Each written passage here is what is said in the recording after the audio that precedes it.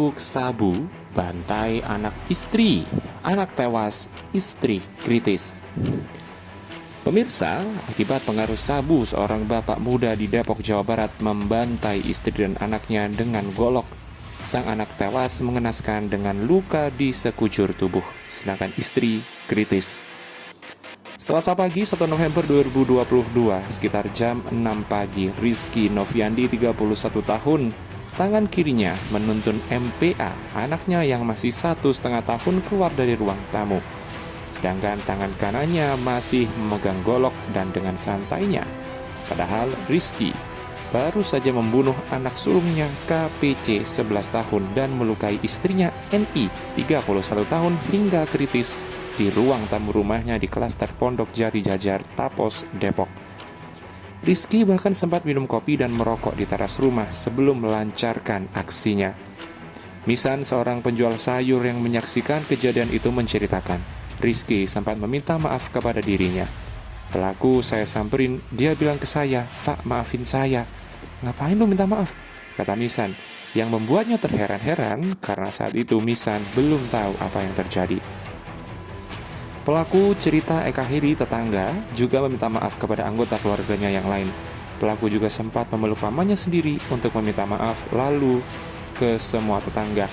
Setelah itu pelaku terduduk seakan menyesali perbuatannya sambil menangis. Warga yang melihat langsung mengamankan pelaku dan mengambil anaknya yang masih kecil. Pelaku juga bilang, "Gua sudah puas bunuh 2 setan, tinggal setan satu lagi yang tidak lain adik kandungnya N yang tinggal di lantai 2. Terang Eka menirukan ucapan pelaku. Kini pelaku yang merupakan honorer Pemkot Bogor itu sudah ditahan Polres Metro Depok, sementara istrinya NI dalam perawatan di rumah sakit.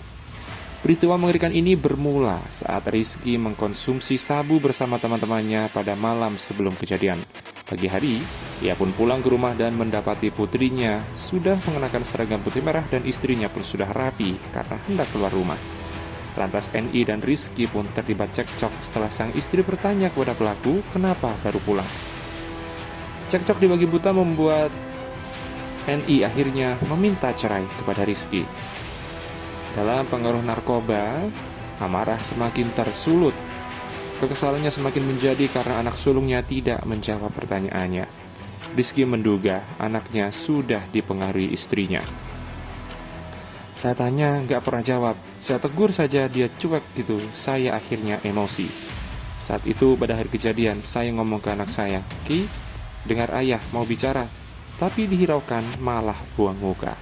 Akhirnya dari situ amarah saya memuncak.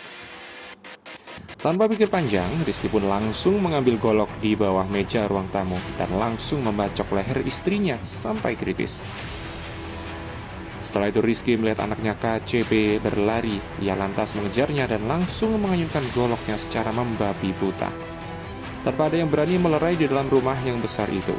KPC tewas karena mengalami luka di sekujur tubuhnya, mulai kepala, mata, leher, tangan, dan beberapa jarinya putus. Adik pelaku N yang tinggal di lantai 2, cerita sang ayah Adang Jawari, mengaku mendengar jeritan minta tolong kakak iparnya. Namun, begitu turun, dia melihat kakaknya masih menenteng golok, sehingga dia memurungkan niat menolong. Baru setelah Rizky keluar rumah, N menelpon para tetangga untuk meminta bantuan.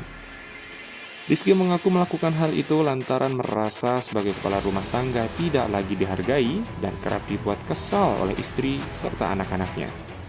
Tetapi dia juga mengaku salah atas kejadian ini. Katanya saat di Polres Depok. Lalu, kenapa ia juga membantai anaknya yang tidak bersalah? Untuk hal ini, Rizky mengaku khilaf.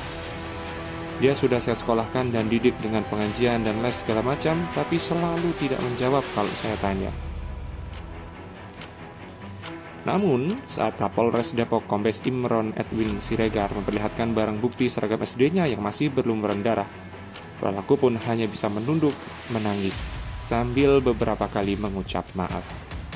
Sementara itu, 2 hari setelah dibantai suaminya, NI, menurut kakak ipar korban Fahmi, sudah mulai sadar dan dirujuk ke rumah sakit Polri dari Sentra Medika karena perlu penanganan lebih lanjut terkait luka dalamnya yang harus di CT scan.